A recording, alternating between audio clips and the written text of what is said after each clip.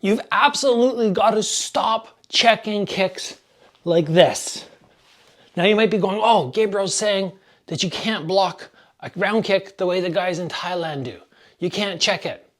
No, I'm not saying that. I'm saying don't do it incorrectly. Yes, of course, there are great alternatives, right? You can just reach across, do something like that. You can fade backwards and make a miss. You can take the impact and catch it. You can scoop under over top and catch it. But if you are somebody who likes staying light on your lead leg and you're gonna go and check, we wanna make sure we're not keeping everything snug.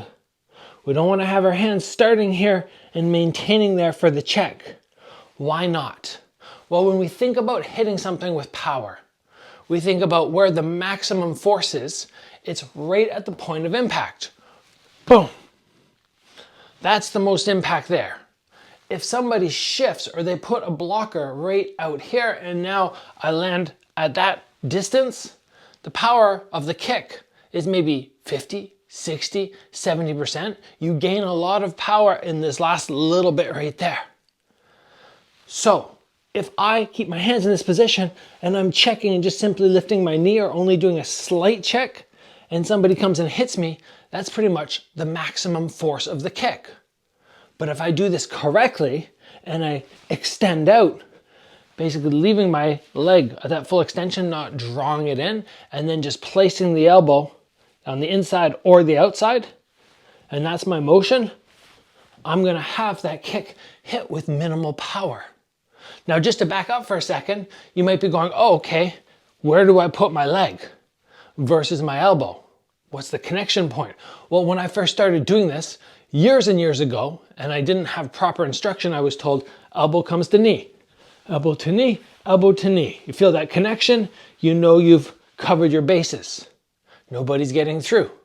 But bit by bit, you are going to learn very quickly that when you start doing that fast, when somebody's throwing a quick round kick and you're going, oh, I have to get this up really quick, you can smash that quad right there into the elbow. And you go to block and you're going, oh, I hurt myself.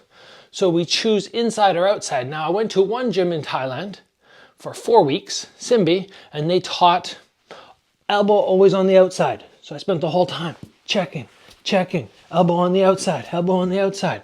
Then I went to Eminent Air and they're like, no, elbow on the inside, elbow on the inside. Then I did that. Then I realized, you know what? Most of the time when I check to here, I'm going elbow on the outside. When I do this side, I go elbow on the inside. I think just personal preference is better. I don't know if there's an actual positive or negative to choosing one of those, but I do know coming straight on top, that's not ideal. But the distance, that's what we're looking for, because we want to minimize the power of that kick.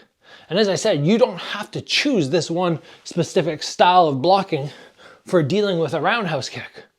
There are alternatives, but if you are going to use it, you might as well use it right. And if you're still struggling on this and you feel like, okay, you know, I'm standing in front of my opponent and I'm trying to get my checks off, but it's so difficult, most likely it's because you're playing that game, which side is going to come up. That's difficult to do because most often in Muay Thai, you're very light on one leg or you're light on the other leg. So whichever leg you decide to go light on, this can be the checking leg, boom, because you're really quick, boom. But this means that this one is too heavy. So if somebody goes for a kick, you have to transition your weight to pick up. Might be too slow. Check off one leg and catch on the other side.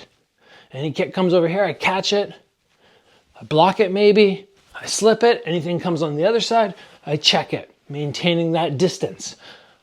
Knee extended out, so I'm not drawing it in tight, just lift it straight up, and then the elbow is meeting and the arm is extending out. And always trying to go at least head level with that hand as opposed to dropping where they might come over top with, let's say, something like a Brazilian kick, a question mark kick. Keep my hands at one level when I reach out with them. And that's pretty much it. If you sort that out, you're gonna have much more success with checking the round kicks Muay Thai style.